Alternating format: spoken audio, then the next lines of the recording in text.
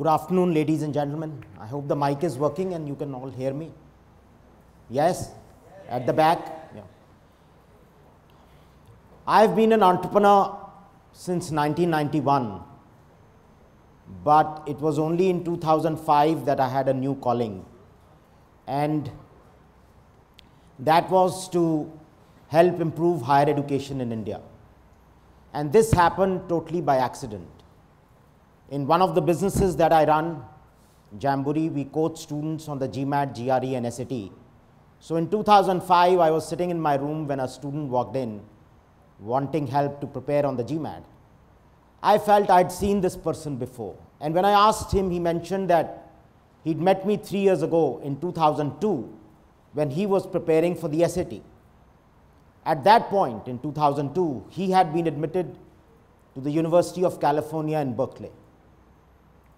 He was the only child of his parents, and for family reasons, he eventually could not go.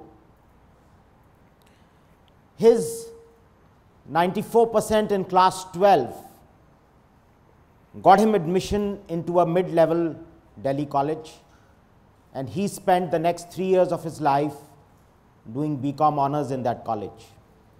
But I think what struck me when I met him in 2005 was really that I was meeting a different person.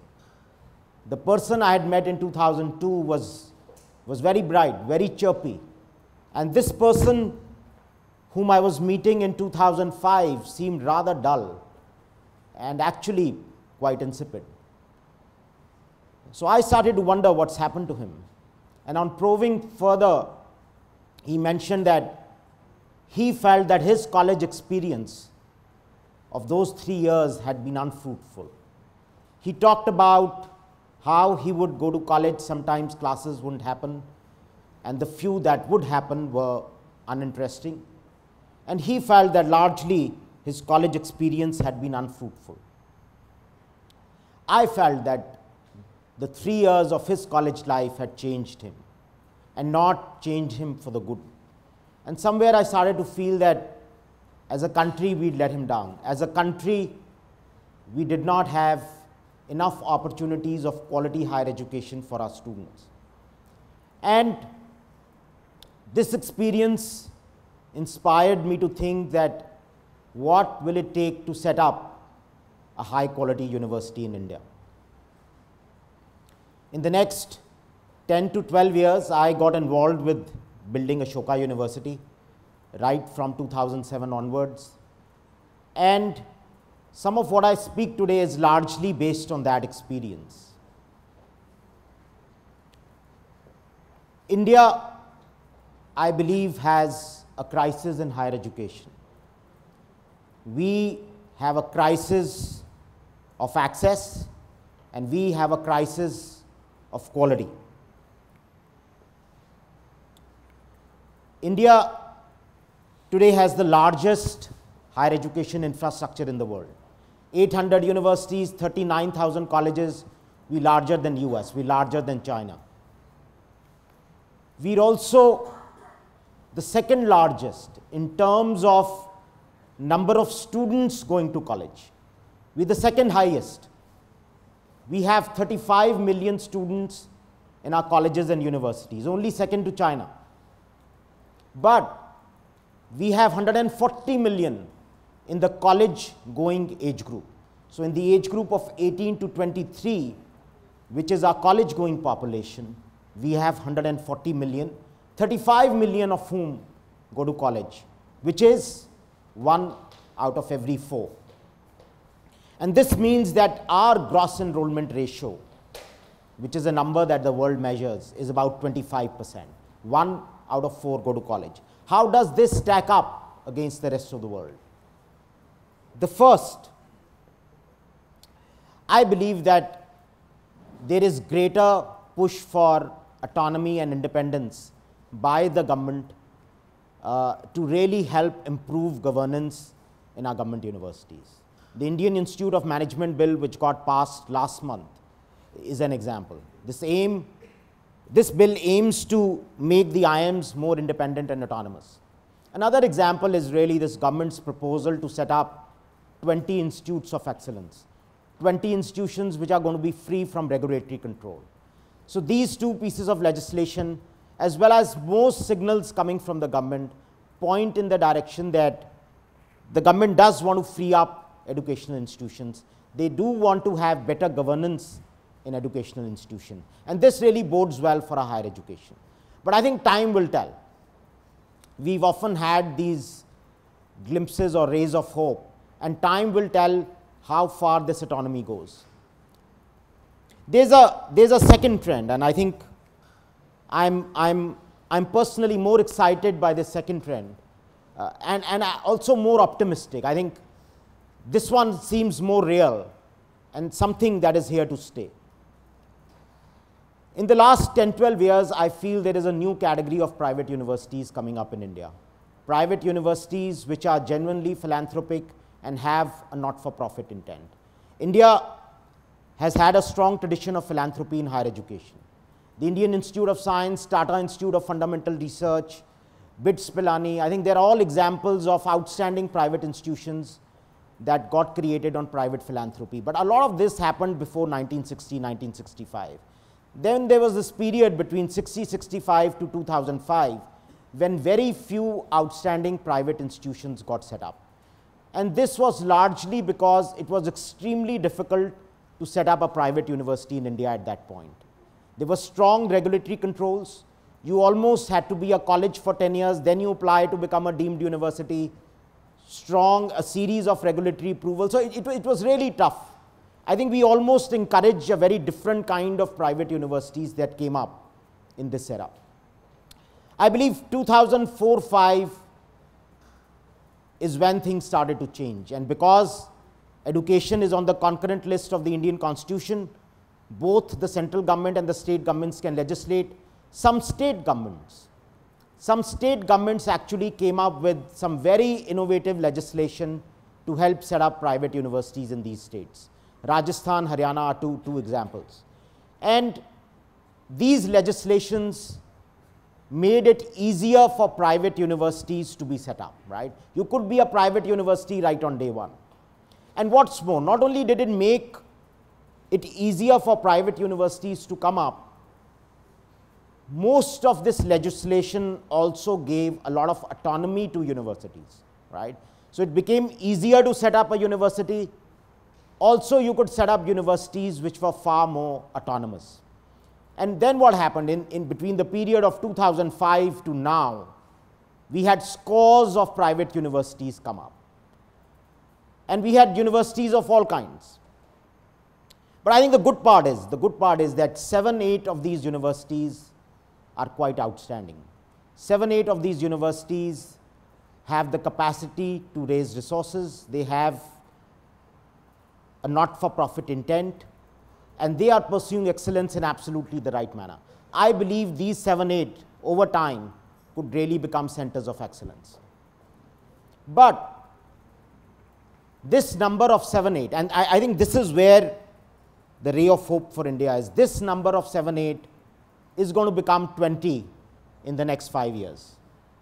And it will become 100 in the next 15 to 20 years. Now, this number of 100 is not a pipe dream, but this number of 100 is quite doable, considering we are opening 50 universities a year. So even if 1 out of 10 universities that we open is outstanding, we will get to the number of 100.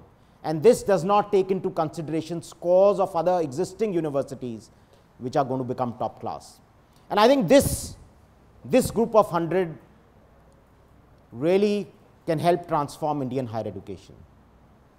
100 is enough of a critical mass to really force others to innovate and adapt. And US again is a prime example.